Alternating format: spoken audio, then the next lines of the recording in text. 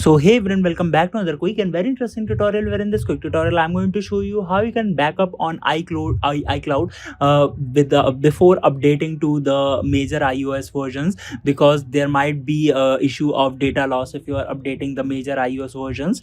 Now in order to do it, Apple provides you with the unlimited storage facility for some particular time for your iCloud to back up your data.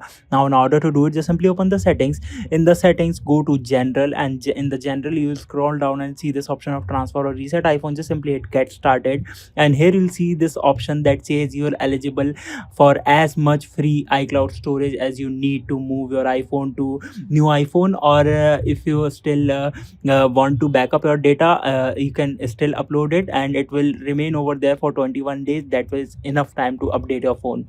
Alright, so that's it for this tutorial. I hope this video will be helpful for you. Make sure to hit the like button and subscribe button for more such helpful and interesting tutorials. See you in the next one. Take care.